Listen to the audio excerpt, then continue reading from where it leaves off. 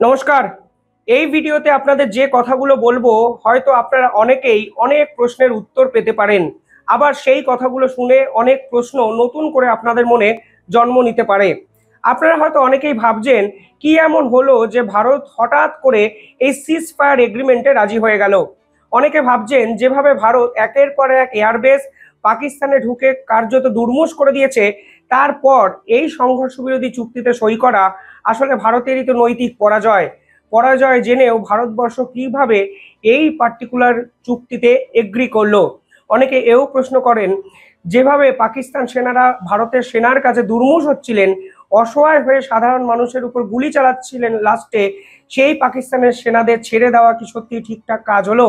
কেন আমরা পিওকে দখল করার দিকে গেলাম না? কেনই পাকিস্তানকে বুঝিয়ে দিলাম না আসলে আমাদের সঙ্গে লাগতে আসার পরিণাম তাদের আন্তর্জাতিক স্তরে কি হতে পারে? বিশ্বের একাধিক দেশ যেখানে পাকিস্তান থেকে দূরে সরে গেছে, ঠিক সেখানে দাঁড়িয়ে একা পাকিস্তানকে পেয়েও আমরা কেন আলটিমেটাম দেওয়ার কথা ভাবলাম না? এবং কি এমন হলো যাতে এই পুরো সিনারিওটা 6 থেকে 7 ঘন্টার মধ্যে সম্পূর্ণভাবে বদলে গেল এবং পাকিস্তানের পক্ষ থেকে ভারতকে সিজ ফায়ার এগ্রিমেন্টের জন্য প্রস্তাব দেওয়া হলো এবং ভারতবর্ষ খুব সুন্দরভাবে বিষয়টা রাজি হয়ে গেলেন? প্রশ্ন অনেক। দেখুন, আপাত দৃষ্টিতে সব প্রশ্নের উত্তর হয়তো আমাদের কাছেও নেই, কিন্তু কালকে দিনভর আন্তর্জাতিক স্তরের একাধিক গুরুত্বপূর্ণ মিডিয়া এমন কিছু তথ্য আমাদের সামনে নিয়ে এসছে যা আপনাদেরও জানা প্রয়োজন। দেখুন, নরেন্দ্র মোদীর সরকার কি জানতো না হঠাৎ করে যদি সিজ ফায়ার এগ্রিমেন্ট হয়ে যায় তাহলে তারাও বিতর্কের মধ্যে পড়বে? ভারতের গণতান্ত্রিক রাজনৈতিক কাঠামোতে এখানে বহুদলীয় রাজনীতি চলে, অর্থাৎ বিরোধী দল হিসাবে সরকারের সিদ্ধান্তকে প্রশ্নচিহ্নের মধ্যে আনবেন, এটাই কিন্তু বাস্তব। নরেন্দ্র মোদীর সরকারও কিন্তু জানতো যদি সিজ ফায়ার এগ্রিমেন্ট হয় তাহলে বিষয়টা সম্পূর্ণভাবে তার এবং সরকারের বিভিন্ন ক্ষেত্রে বিরোধিতার জায়গা তৈরি করতে পারে। কালকে অতীব অবাক করার মতো বিষয়, একাধিক বিজেপি সাপোর্টারও কিন্তু সরকারের এই সিদ্ধান্তে খুশি নয়, কারণ সকলেই ভেবেছিলেন সন্ত্রাসবাদের শেষ যতক্ষণ না দেখা হচ্ছে ভারতবর্ষের সেনারা ঠিক ততক্ষণ নাছোড়বান্দা ট্রিটমেন্ট পাকিস্তানকে দেবে। প্রশ্নটা কি, কেন এত তাড়াতাড়ি ভারতবর্ষ সিজ ফায়ার এগ্রিমেন্ট করলেন? এবার আসল কথায় ফিরি। ঠিক দুদিন আগে আন্তর্জাতিক সংবাদ সংস্থা সিএনএন একটি চমকে দেওয়ার মতো নিউজ করেন। তারা লেখেন, did alarming intelligence compel US to intervene in Indo Pakistan conflict. ভালো করে বোঝার চেষ্টা করুন, এখানে তারা প্রশ্ন তুলেছেন হেডিংয়ে, did alarming intelligence compel US to interference in Indo Pakistan conflict, অর্থাৎ ইন্ডিয়ান পাকিস্তান কনফ্লিক্ট। এই পুরো বিষয়টার মধ্যে এমন কিছু অ্যালার্মিং ইন্টেলিজেন্স আমেরিকার কাছে গিয়ে পৌঁছায় এবং আমেরিকা কি বাধ্য হয় ইন্ডিয়া পাকিস্তান যুদ্ধের মধ্যে ঢুকে যেতে? কেন বললাম বাধ্য হয়? জেডি ভ্যান্স এই স্টেটমেন্ট আসার ঠিক একদিন আগে জেডি ভ্যান্সের স্টেটমেন্টটা মনে করুন। তিনি পরিষ্কার বলেছিলেন, this is not our business, আমরা ইন্ডিয়া পাকিস্তানের এই কনফ্লিক্টে ঢুকবো না, আমেরিকা সরাসরি হস্তক্ষেপ বা ইন্টারফেয়ার করবে না। এ ছিল আমেরিকার ভাইস প্রেসিডেন্ট জেডি ভ্যান্সের একটা কোট। ডোনাল্ড ট্রাম্প পরিষ্কারভাবে এই ইন্দো পাকিস্তান যুদ্ধে ঢুকেছেন এই নিদর্শনও নেই, অর্থাৎ 5 থেকে 6 ঘন্টার মধ্যে পুরো ঘটনাটা বদলে যায় এবং কমপ্লিটলি টার্ন অ্যারাউন্ড হয়ে যায় এবং আমেরিকা এই পুরো বিষয়টার মধ্যে ঢুকে যায়। জেডি ভ্যান্স এবং আমেরিকার যে ministry of state Marco Rubio একাধিক টুইট করে জানিয়েছেন তারা রাত দিন ভারত এবং পাকিস্তানের সঙ্গে কথা বলেছেন এবং দুপক্ষকে রাজি করিয়েছেন এই যুদ্ধ যেন এখনই থেমে যায়।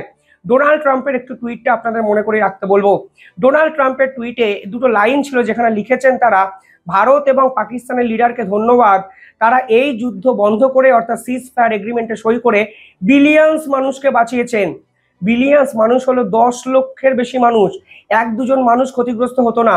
ডোনাল্ড ট্রাম্পের মতে যদি এই যুদ্ধ আর 2 থেকে 3 দিন চলতো তাহলে নাকি বিলিয়ন্স অফ পিপল মারা যেত এই পৃথিবীতে 2 দেশ মিলিয়ে। এবার প্রশ্নটা এখানেই, কখন লক্ষ লক্ষ মানুষ মারা যাওয়ার সম্ভাবনা তৈরি হতো? অন্তত এই যুদ্ধ যখন শুরু হবে করছিল তখনও কিন্তু এই যুদ্ধের প্রাণনাশের সংখ্যা সে অর্থে ব্যাপক পরিমাণে পৌঁছায়নি। কেন ডোনাল্ড ট্রাম্পের মনে হলো এই যুদ্ধ যদি আর কিছুদিন চলে তাহলে বিলিয়ন্স অফ পিপল মারা যেতে পারে? আর এখান থেকেই কালকে আন্তর্জাতিক একাধিক সংস্থা একাধিক রিপোর্ট শুরু করেছে। ভারতের পক্ষ থেকে সরাসরি স্বীকার করে নেওয়া হয়েছে পাকিস্তানের একাধিক এয়ারবেসকে ভেঙে গুঁড়ে দুর্মুষ করে দিয়েছে ভারতের সেনা এবং এয়ারবেসের সংখ্যাটা কিন্তু 11। অর্থাৎ পাকিস্তানের আর্মির যে মেন স্তম্ভ, সেই স্তম্ভ হলো এয়ারবেস। এই এয়ারবেসগুলো মিসাইল অ্যাটাক করে সম্পূর্ণভাবে শেষ করে দিয়েছে ভারত। আর এখানেই দুটো উল্লেখযোগ্য এয়ারবেসের কথা উঠে আসে। এই দুটো উল্লেখযোগ্য এয়ারবেসে ভারত এমন কিছু কাণ্ড কারখানা করেছে যে পাকিস্তান বুঝে গেছে আর যদি একটা ঘন্টা অতিরিক্ত ভারত পায় তাহলে পাকিস্তানের জবাব দেওয়ার মতো আর কিছু থাকবে না। প্রথম থেকে পাকিস্তান কিসের ভিত্তিতে লড়ার চেষ্টা করছিল একটু ভাবার চেষ্টা করুন। তাদের পক্ষ থেকে প্রথম কমেন্ট এসছে যে ভারতের দিকে 130টা নিউক্লিয়ার ওয়ারহেডসকে তাক করে রাখা হয়েছে। যদি সিন্ধু জলচুক্তিকে উইথড্র ভারতবর্ষ না করে তাহলে ভারতবর্ষের বিপক্ষে পারমাণবিক অ্যাটাক করার কথা কিন্তু পাকিস্তানের পক্ষ থেকে এসেছিল। কিন্তু পাকিস্তান কেন পারমাণবিক অ্যাটাক করার কথা বলছিল সেটাই এখন একটা বড় প্রশ্ন। এই 11টা এয়ারবেসের মধ্যে দুটো এয়ারবেসের কথা আমি আপনাদের বলবো যা বিভিন্ন সংবাদপত্রে উঠে এসছে। 1 নম্বর এয়ারবেসের নাম হলো নূর খান এয়ারবেস। অত্যন্ত ইম্পর্টেন্ট একটা এয়ারবেস পাকিস্তানের স্ট্র্যাটেজিক প্ল্যান এবং ডিভিশন যত রকম কাজকর্ম হয় তা কিন্তু এই নূর খান এয়ারবেসেই হয়। ভারত এই নূর খান এয়ারবেসে মিসাইল স্ট্রাইক করে, দুর্মুশ করে দেয় নূর খান এয়ারবেস। এবং তখন এই মিসাইল স্ট্রাইকের পর 2 থেকে 3 সেকেন্ড পর প্রবল বিস্ফোরণ হয় এই নূর খান এয়ারবেসে। এই বিস্ফোরণটা কেন ছিল সেটাই এখন একটা সব থেকে বড় প্রশ্ন। নাসার ফার্ম স্যাটেলাইট এ বিষয়ে নূর খান যে এয়ারবেস আছে সেটাকে উপর থেকে গ্রাফিক্যালি ধরার চেষ্টা করেছে। সেখানে তারা দেখেছে এই নূর খান এয়ারবেস এই পুরো বিষয়টায় যদি স্ট্রাইক যখন করা হয়েছে তখন প্রবল চাপে তাপ তৈরি হয়েছে, প্রবল হিট তৈরি হয়েছে। আর এখানেই প্রশ্ন তুলছে আন্তর্জাতিক মিডিয়া যে এই নূর খান এয়ারবেস যা কিনা পাকিস্তানের মেন স্ট্র্যাটেজিক প্ল্যান ডিভিশনের মেন অফিস, তার তলায় কোনো না কোনো নিউক্লিয়ার ওয়ারহেডস কি পাকিস্তান লুকিয়ে রেখেছিল যা ভারতবর্ষ মিসাইল স্ট্রাইকে সম্পূর্ণভাবে দুর্মুশ করতে চেয়েছিল। भाईजान नूर खान बेस में आके गिरा है, ये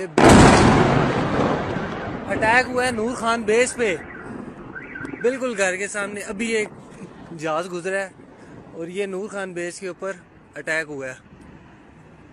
বা জেনে হোক না জেনে হোক ভারতবর্ষ এয়ারবেসগুলোকে যেভাবে অ্যাটাক করেছে তাতে কি পাকিস্তান সরকার ভীত হয়ে গেছে যে কোথাও না কোথাও পাকিস্তানের নিউক্লিয়ার শক্তিগুলোকে সম্পূর্ণভাবে ধ্বংস করতে চাইছে ভারত?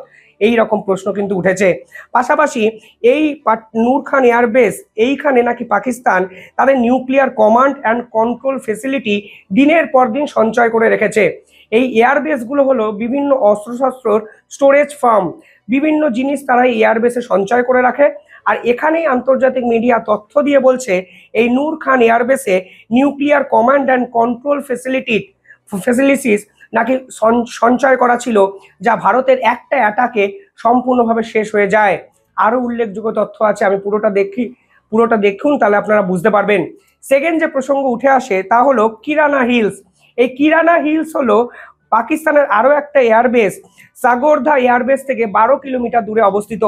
ভারতবর্ষ কালকে অফিসিয়াল প্রেস রিলিজে জানিয়েছে তারা পাকিস্তানের মুসাফ এয়ারবেসকে অ্যাটাক করেছে এবং মুসাফ এয়ারবেস সম্পূর্ণভাবে ডিস্ট্রয় হয়ে গেছে। এই মুসাফ এয়ারবেসের বর্তমান নাম হলো সাগরদা এয়ারবেস। এই সাগরদা এয়ারবেস থেকে 12 কিলোমিটার দূরে অবস্থিত কিরানা হিলস। তথ্য বলছে পাকিস্তান সরকার যখন এই সাগরদা এয়ারবেসে অ্যাটাক ভারতবর্ষ করে তখন ভয় পেয়ে যায়, কারণ এর থেকে একটুখানি দূরত্বে অবস্থান করছে কিরানা হিলস। এবং অনেকে বলছেন এই কিরানা হিলসেই নাকি primary ammunition storage facility Pakistan সঞ্চয় করে রেখেছিল। অর্থাৎ আরও একটা নিউক্লিয়ার উইপেন মাটির তলায় বা স্টোরেজ ফেসিলিটিতে জমা রেখেছিল পাকিস্তান, যা ভারতের র্যাডারে চলে আসে। এবং ভারত যখন এই পার্টিকুলারলি মুসাফ এয়ারবেস বা সাগরদা এয়ারবেসে অ্যাটাক করে তখন কিরানা হিলসকেও ডিস্টেন্সের মধ্যে নিয়ে আসে এবং ওখানেও নাকি একাধিক ধোঁয়া বিস্ফোরণের শব্দ শুনতে পাওয়া যায়। দেখুন এই মুহূর্তে পাকিস্তানের পক্ষ থেকে বিভিন্ন মিডিয়ায় আমি দেখলাম লেখা হয়েছে সাগরদা এয়ারবেস হলো principal of nuclear installation site. অর্থাৎ দুটো ভার্সানই আমি তুলে ধরলাম, একটা হলো নূর খান এয়ারবেসের কথা আর একটা হলো কিরানা হিলসের কথা, যেখানে পাকিস্তানের একাধিক মিডিয়া লিখছে, মানি কন্ট্রোলের মতো মিডিয়া লিখছে প্রিন্সিপাল নিউক্লিয়ার ইনস্টলেশন সাইট হলো এই কিরানা হিলস বা সাগরদা এয়ারবেস। অর্থাৎ পাকিস্তানের শিরাটা কাটার জায়গায় চলে গেছিল ভারত। পাকিস্তান বুঝে গেছিল যার জন্য তাদের এত প্রতাপ বা দাপট সেই জায়গাটাই ভারতবর্ষ অ্যাটাক করে ফেলেছে, ফলে আর তাদের বাঁচার কোনো রাস্তা নেই। কারণ তারা আর্মি ওরিয়েন্টেড জায়গায় সামরিক শক্তিতে পারছে না।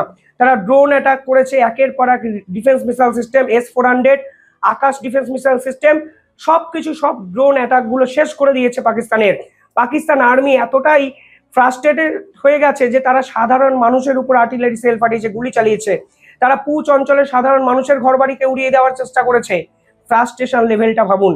যখন ভারতীয় সেনার সঙ্গে তারা পারেনি, তখন তারা ভাবতে শুরু করেছে এবার আমাদের কিছু একটা করতে হবে।